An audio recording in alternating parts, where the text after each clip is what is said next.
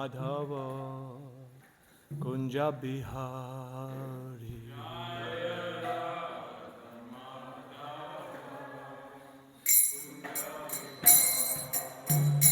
Jaya Radha Madhava Kunja Bihari.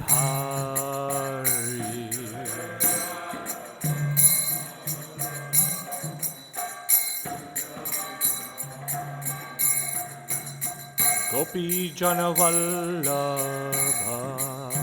Girivara Dori.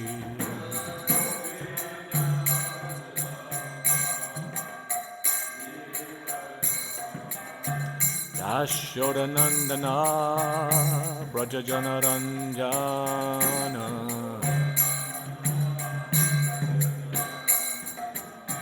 Jamuna Tira Vanachari.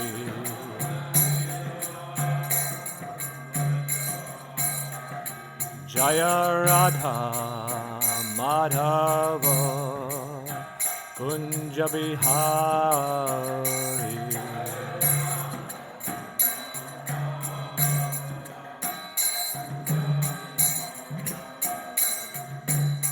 Gopi Jana Vallabha Girivardhari.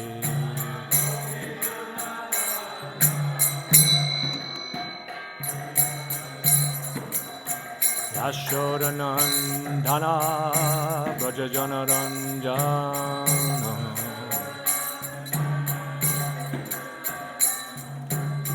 Yashodanandana Brajajana Ranjana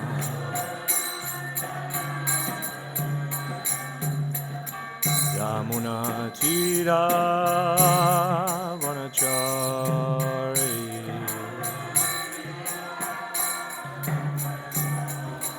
Yamuna Tira Vanachari.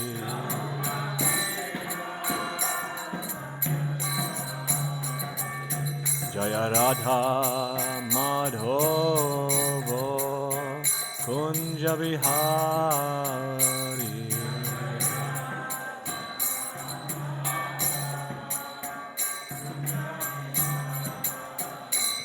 Jaya Radha Madhava Kunja Bihari.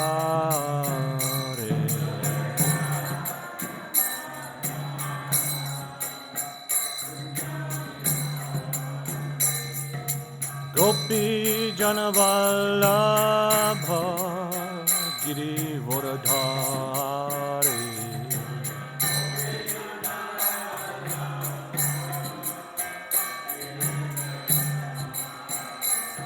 Jaya Gopi Jana Vallabha Girivardhari.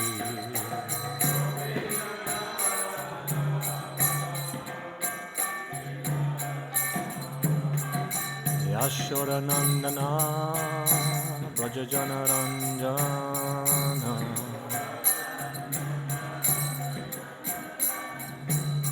Yashodanandana Brajajana Ranjana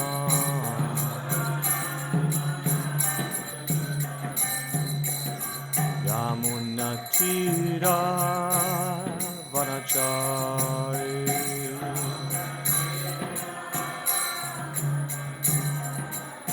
Yamuna Tira Vanachari.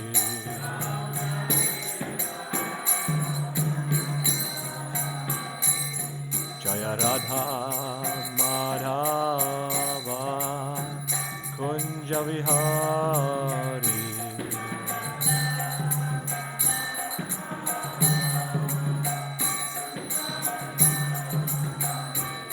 Jaya Shri Krishna Chaitanya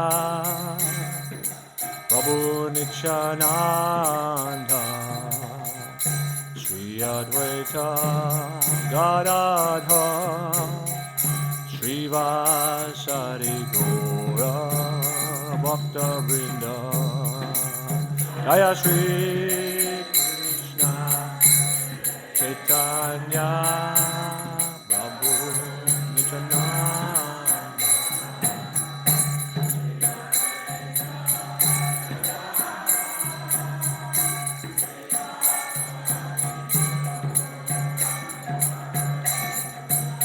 Hare Krishna, Hare Krishna, Krishna Krishna, Hare Hare, Hare Rama, Hare Rama, Rama Rama, Hare Hare, Hare Krishna, Hare Krishna.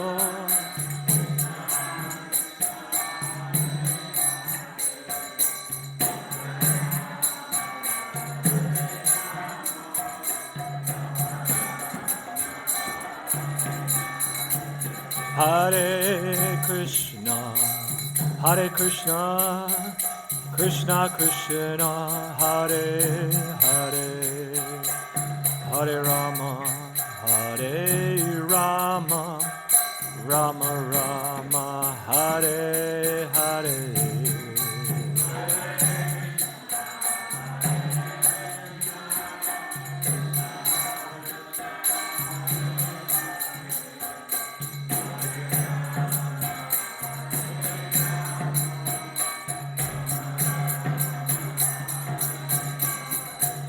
Hare Krishna, Hare Krishna, Krishna Krishna, Hare Hare, Hare Rama, Hare Rama, Rama Rama, Hare Hare.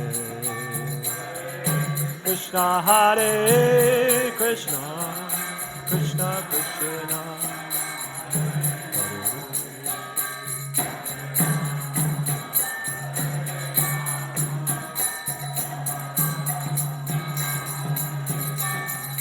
Hare Krishna, Hare Krishna, Krishna Krishna, Hare Hare, Hare Rama, Hare Rama, Rama Rama, Hare Hare.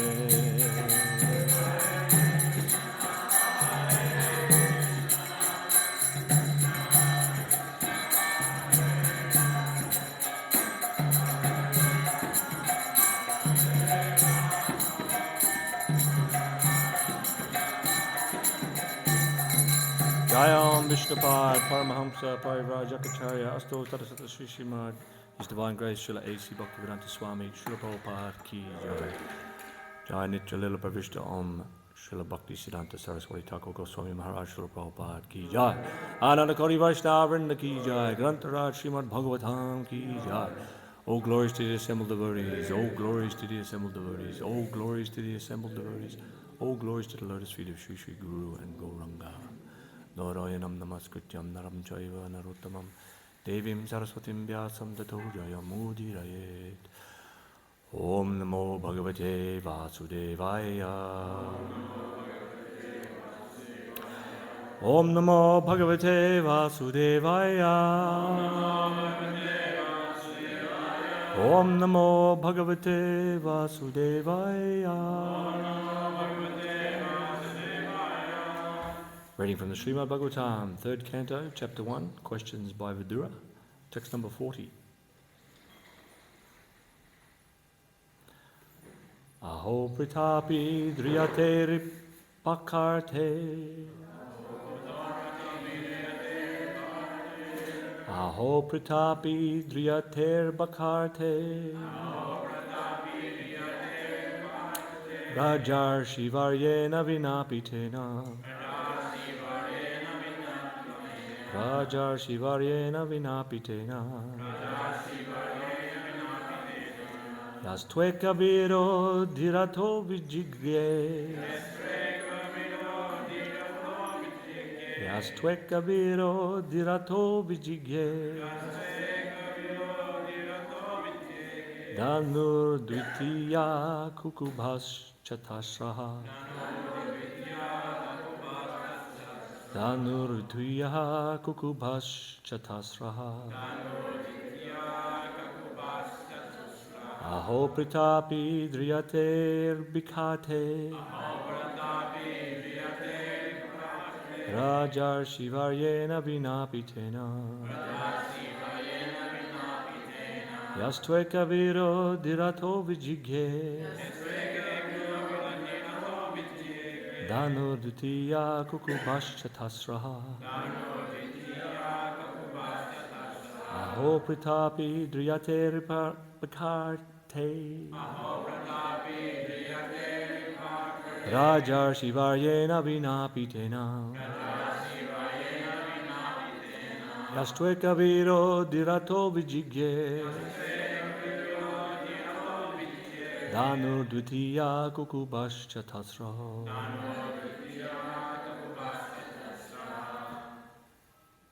Aho, O my Lord, Prita, Kunti, Api, also, Driyate, bears her life, Arbhaka Arte, for the sake of fatherless children, Rajarshi, King Pandu, Baryena, the best, Vina Api, without him, Tena, him, Ya, one who, two, but, Eka, alone, Viraha, the warrior, Arirataha, commander, Vijigye, could conquer, Danuhu, the bow, Dutiyaha, the second, Kakubaha, directions, Chatasraha,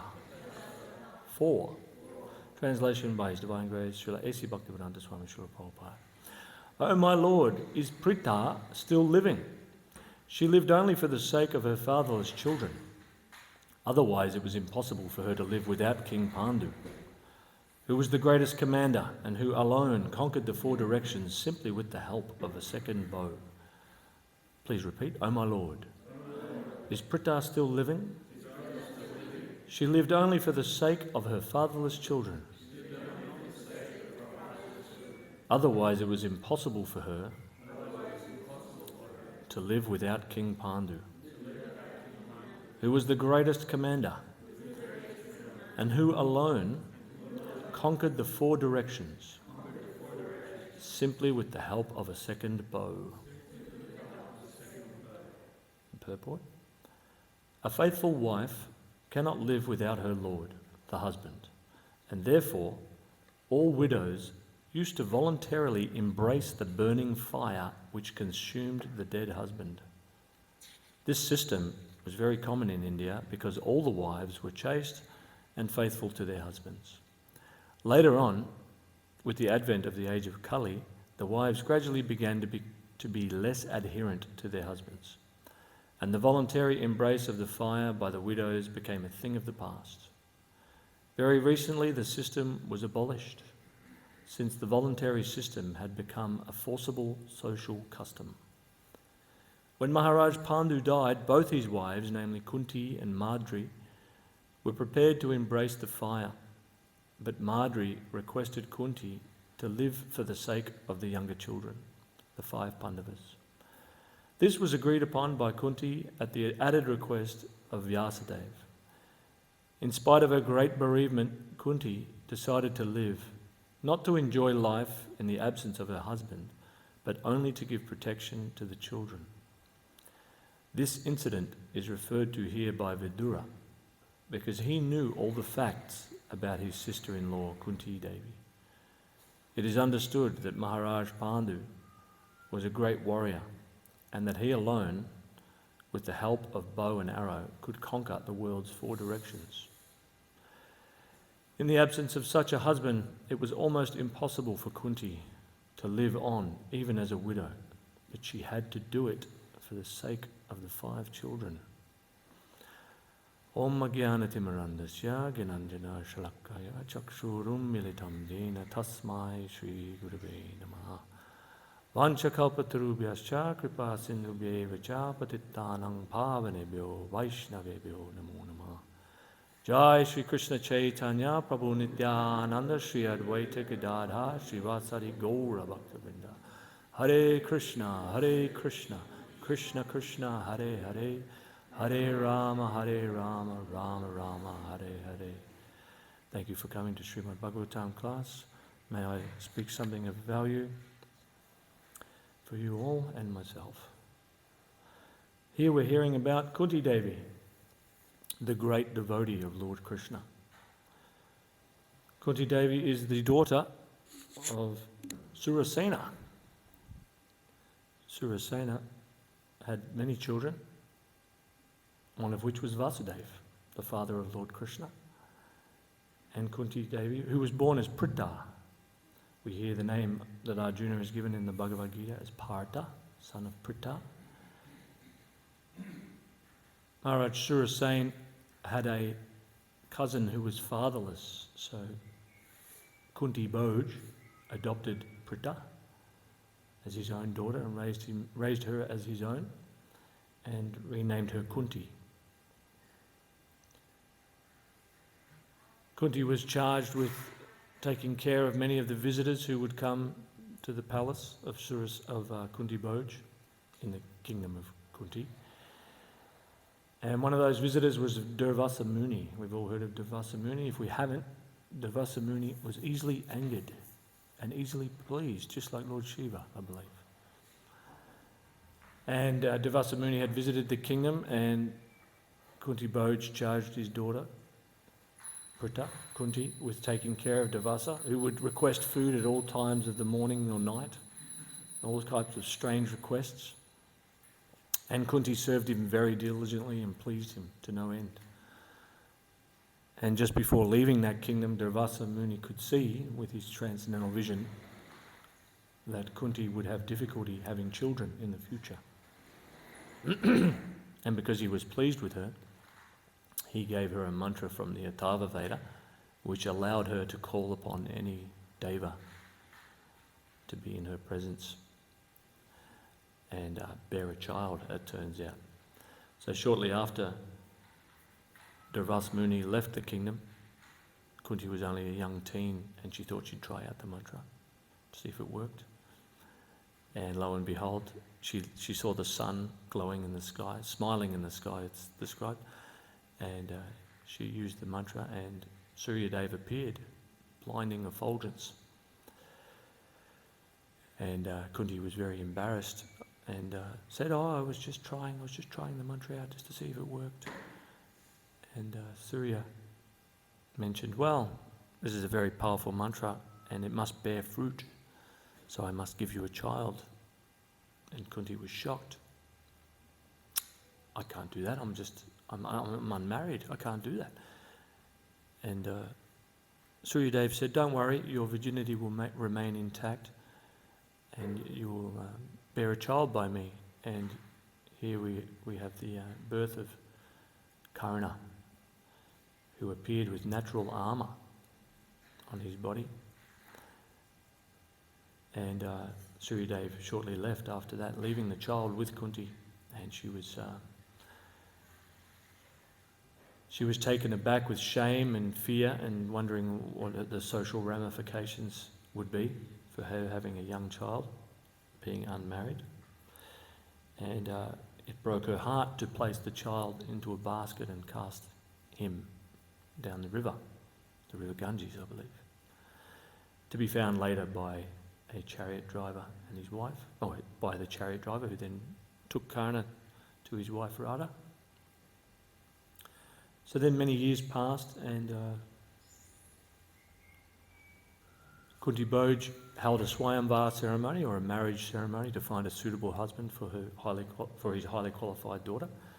And this is where Pandu enters the scene and outshines all other warriors and wins the hand of Kunti. And whilst enjoying in their kingdom, Pandu Maharaj was the emperor of the world, trained by Bhishma Dev. As we hear here, he's the greatest commander who alone conquered the four directions. Quite a powerful person. And these Kshatriyas were allowed to hunt animals in the forest. And one day, Pandu Maharaj, being obscured by some trees, thought he saw a couple of deer copulating in the forest, and he took his arrows and shot the deer. Turned out that it was actually a Brahmana in disguise. So Brahmanas at that time appeared to be able to change their body at will. And turned out it was the Brahmana Kindama who Pandu had wounded mortally, and Kindama was dying as a result. Pandu Maharaj cited, I think it was Vashishta Muni's verses about how Kshatriyas can kill animals in the forest. This angered the Brahmana, who cursed Pandu. And he said, just as you have killed me while I was enjoying with my wife, you too will die if you try to enjoy with your wife, your wives. At the time, by the way, Pandu Maharaj had a second wife, Madri, from the kingdom of Madra. Having heard this, Pandu Maharaj was overcome with grief and shock. Oh, what am I to do? I have to give my wives children. I need to continue the dynasty. And Kunti Devi told Pandu Maharaj of a story that happened many years ago, that having served Dasa Muni, she was given a benediction to be able to call any demigod and bear a child. This overjoyed Pandu Maharaj, and this is how we got the Pandavas. The three sons of Kunti, Yudhishthira, Bhima and Arjuna, and the two sons of Madri, Nakula and Sahadev, born of the demigods. So Kunti hadn't told Pandu Maharaj at that time about her other son, Karna. The children were being raised, the kingdom was handed over to Dhritarashtra, and the children were being raised in a quite aesthetic situation under Pandu Maharaj and his wives. And it's described that one lovely spring day, Maharaj Pandu was overcome with lust for his wife Madri, and he couldn't help himself. And he tried to enjoy with her, and he died as per the curse of Kindama. Now, we hear here that a faithful wife cannot live without her Lord, and it's described in the Mahabharata there that the pain of separation from Pandu was much greater than any fire. And we had an argument take place between Madri and Kunti about who would enter the fire with their husband. There was 5 children to look after. We hear that Vyasadeva had to eventually come and give his input as well. And Madri exclaimed that as it was she that her husband was trying to enjoy with, that she should meet him in the next world and allow him to do so. And that Kunti should be the one to raise her 3 children and her 2 stepchildren, if you like. So, not a very thankful task, not a very happy task for Kunti, but she did this out of duty. She, husbandless, raised her 5 children in such extreme, austere circumstances, all the while remembering Krishna. We have the teachings of Queen Kunti, and we have the prayers of Kunti in the first canto of the Srimad Bhagavatam. Glorious prayers of a pure devotee who never forgot Krishna, despite all of the challenges. I forgot to mention Kunti's mother. Turns out Kunti's mother is actually a naga, or a snake. Surasen had a wife called Marisha, and her father was Aryaka, and we might remember Aryaka from when Bhima ate the poison cake, and he was thrown in the river by Duryodhana in an attempt to murder him. And we hear how Bhima descended down into the lower heavenly planets, where the Nagas reside, and all of these Nagas began to bite him, trying to kill him. And this poison from the Nagas counteracted the poison of the cake, and Bhima came to consciousness and began killing all of the snakes immediately. And the situation was arrested by Aryaka, who recognized Bhima as his own kin. It's quite the tale. hopefully someone makes a good movie out of it one day. And Aryaka went to none other than Vasuki, who was the rope in the churning of the ocean of milk, and requested a pot of nectar for Bhima to drink. So there's a connection there. Kunti's mother, Marisha, happened to be a snake.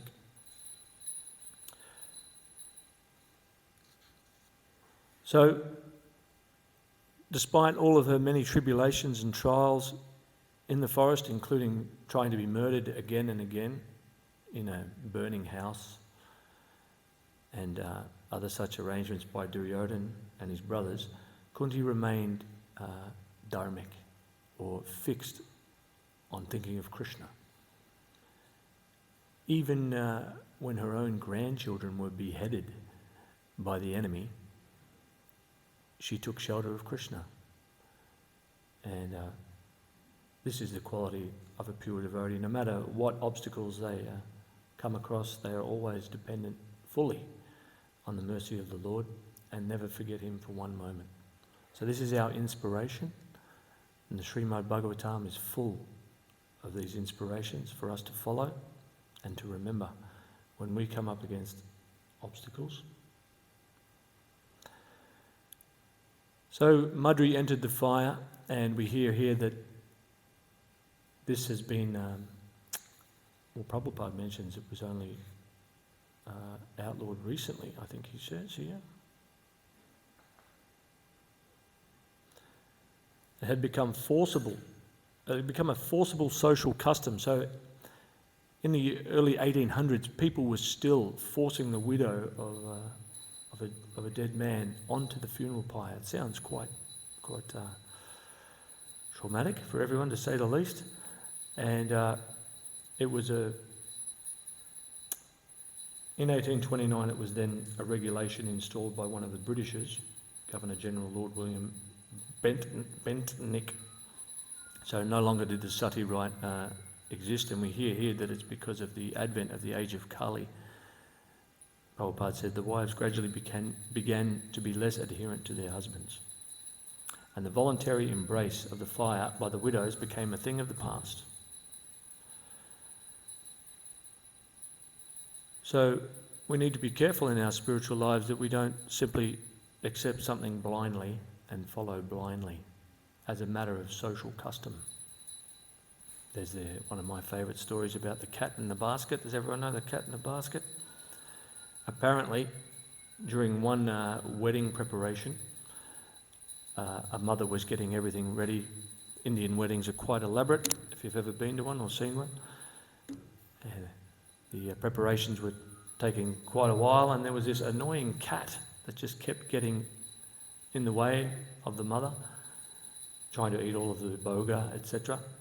And getting fed up, the mother chucked the cat into a basket so that it couldn't be a bother anymore. And the wedding went ahead and everyone had a great time. And the daughter happened to notice that the cat was in the basket. So lo and behold, when she came of age and had a daughter of her own and was arranging a marriage for her daughter, she was wondering, oh, have I got everything together? Have we got everything in place? Oh, that's right, I need to put a cat in a basket. And then her daughter came of age, also had a daughter. On and on it goes, many, many cats in baskets. And nobody knows why.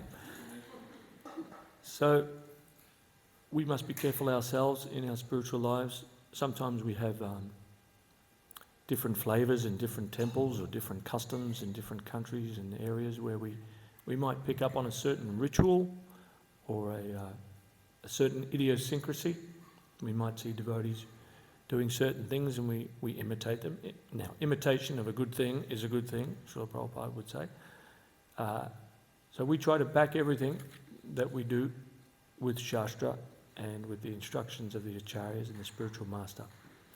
So just a little note there that it is important that we be inquisitive into our activities and our daily rituals and try and seek out the source or the reason why we do such things, so we then don't end up with a cat in the basket for some reason.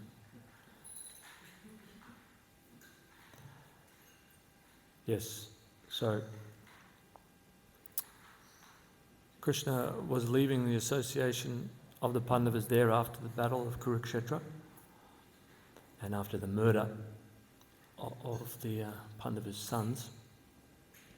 And Kunti prayed to Krishna very fervently. She first of all prayed to Krishna as the original person for his glorification and for our instruction. We've heard this so many times, that Ishwara Parama Krishna and Krishnastu Bhagavan Swayam. Krishna is the original person, and Kunti prays in this way for our benefit. She also mentions that he is beyond the senses. What does this mean? So Krishna is not available to the mundane wrangler, the mundane mental wrangler who tries to fathom God on his own accord or through his own sense perception with our failing eyes and failing ears, etc. Krishna is beyond that, and he is only available, well, later on Kunti prays that he is the property of the materially exhausted. Some of you might be able to relate to that. And this is what we need to become if we want Krishna to become our property, materially exhausted. We can understand this thanks to the wonderful prayers of Kunti Devi. What does it mean to become materially exhausted? Anybody? Materially empty bank account? Ramprasad. I've tried everything in this material world to try and enjoy it. One way or another, I failed. I'm thinking of that statement, every material has given us engine failure. Finally, we pray to get to the point where we're not trying to enjoy material anymore. I hope everybody heard that. We've tried everything in this material world to find enjoyment, happiness, and failed. And when we come to that point, we are materially exhausted. A good friend of mine says, designed to fail. And I like that. It's inbuilt into the system. So you might be familiar with certain computer programs. Certain things are built into the system, can't be changed. So that's the material world. Try as we might to enjoy, it is inherently frustrating and designed to fail. So Krishna becomes the property of those who are materially exhausted.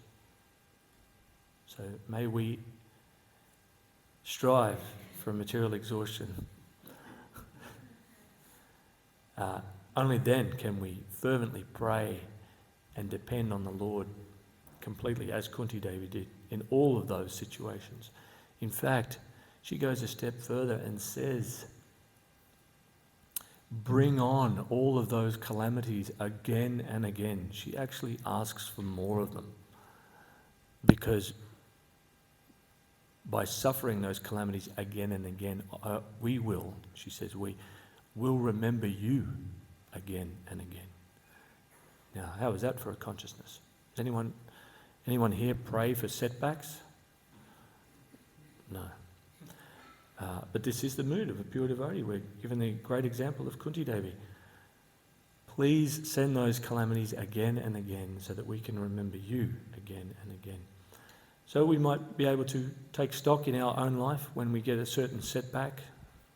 We miss out on the pakoras for breakfast, or someone says something a little harsh to us, maybe gives us a bit of free instruction, even if they're trying to help us. And, how dare you? But no, Kunti prays, please. She doesn't say, please don't let there be pakoras for breakfast. She says, please bring those calamities again and again so we can remember you again and again.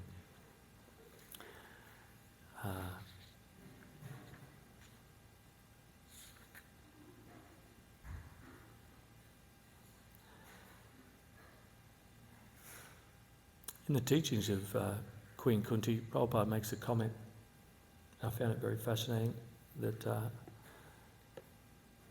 women at once believe in the superiority and almightiness of the Lord, And I remember hearing this years ago. Women by nature have a very simple, soft heart, and they can immediately accept Krishna as Bhagavan. As men seem to struggle a little bit, maybe philosophically juggle and reason. Women believe at once in the superiority and almightiness of the Lord. Sometimes we hear people using the argument that women are less intelligent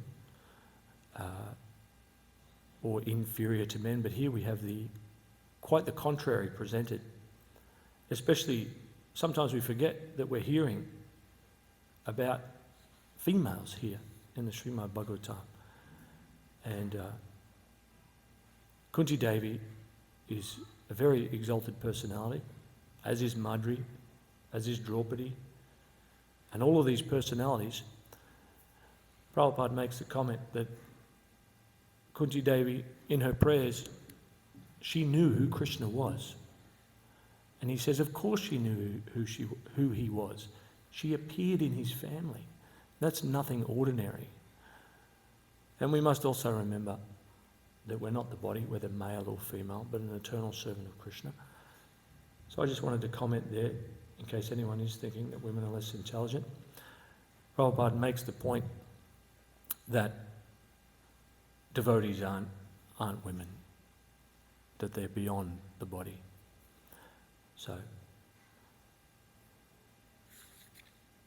Bhagavatam is full of such examples, and we have a great opportunity to associate actually with these people.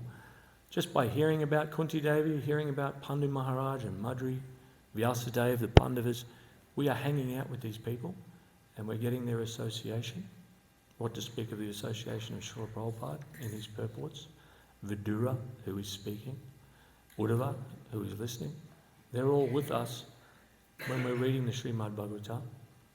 So may we be encouraged more and more to take up this great literature and become like Kunti and pray for calamities again and again so that we can remember Krishna always. Well, thank you very much. I'll finish up there. If anyone has any comments, corrections or questions, please share.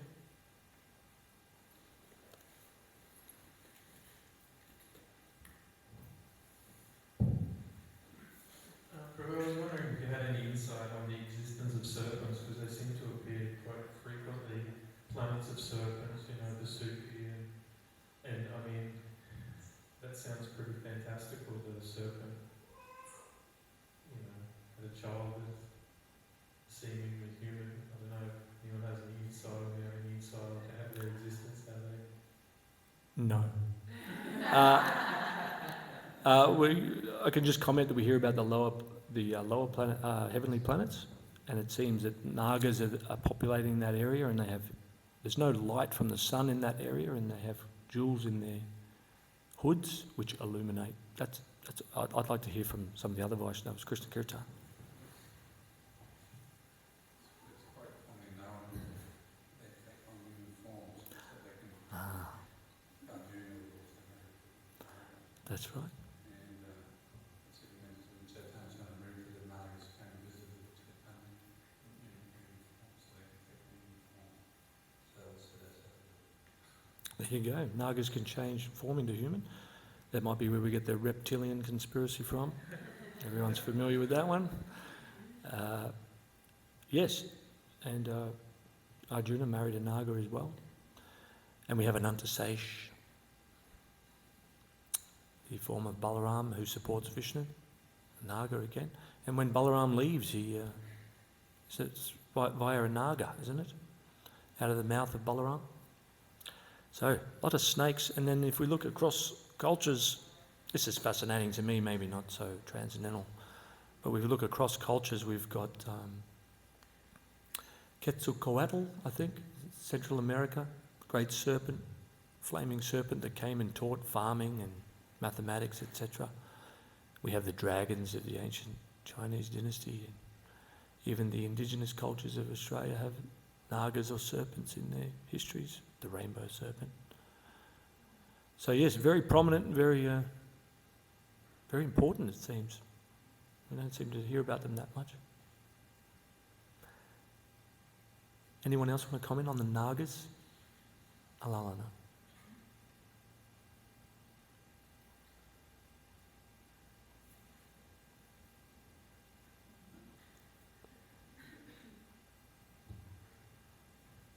There was an incident in Mayapur one evening when it was night time. Prabhupada heard the devotees heard a really mystical noise, and Prabhupada's eyes went very big, and he said, it's a snake bird. And he intimated that if cobras manage to live 100 years, then they grow wings and they fly. Wow. Amazing. Ooh. So we have the, of course, in the Bhagavatam, Parikshit Maharaj is cursed to die by the bite of a snake bird. And here we have an example, Prabhupada commenting that that was the sound of a snake bird. I wonder who was there at that time, got to hear it. And geez, some cobras in India are absolutely massive. And you think, well, how old is that thing? So yes, I wonder if someone will get to hear a snake bird one day, or photograph one, catch one on video.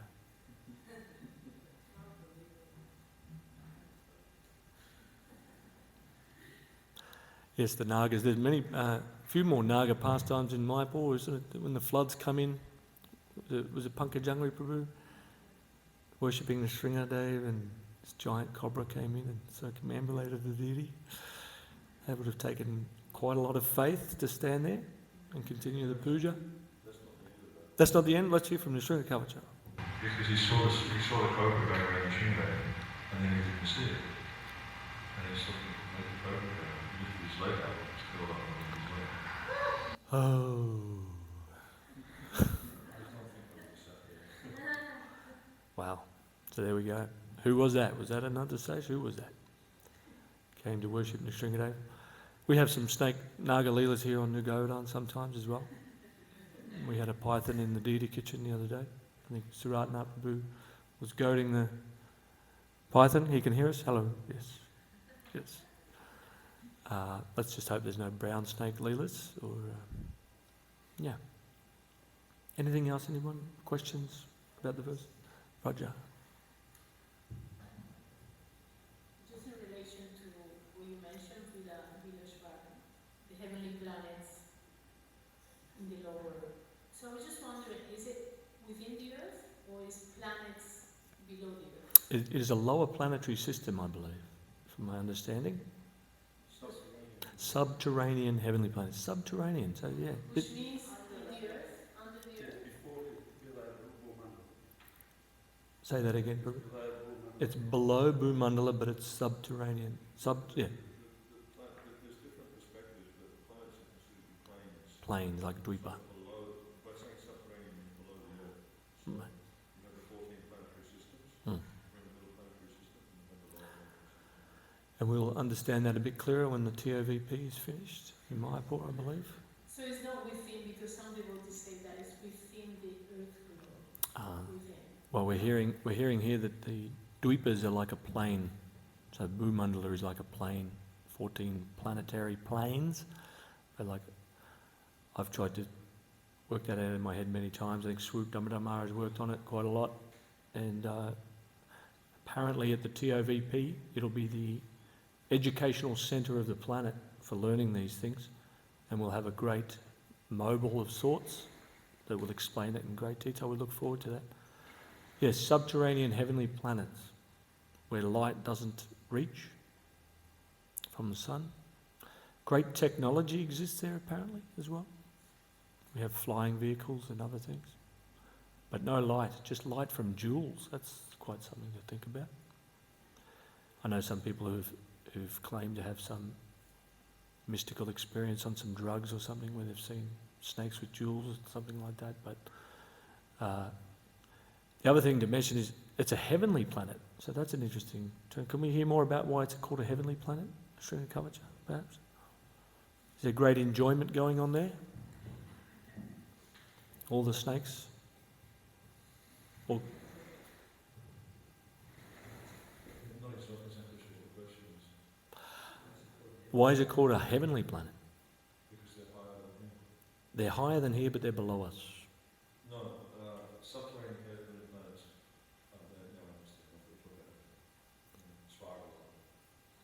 Subterranean heavenly planets, because the standard of enjoyment is just incredible. There we go. And the lifespan is also incredible. Very, very powerful, long lives, unlimited enjoyment. The only thing is there's no sun there. Hmm. Otherwise, lots of enjoyment.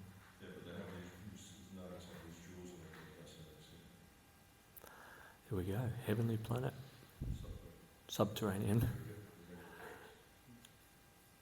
Yes. So we don't aspire to go to such a place, I hope. But it does exist, according to the Srimad Bhagavatam. With the Nagas, who can change form into human form. That's something. Okay. Anything else? Kadraj Srimad Bhagavatam ki jai. Srila Prabhupada ki jai.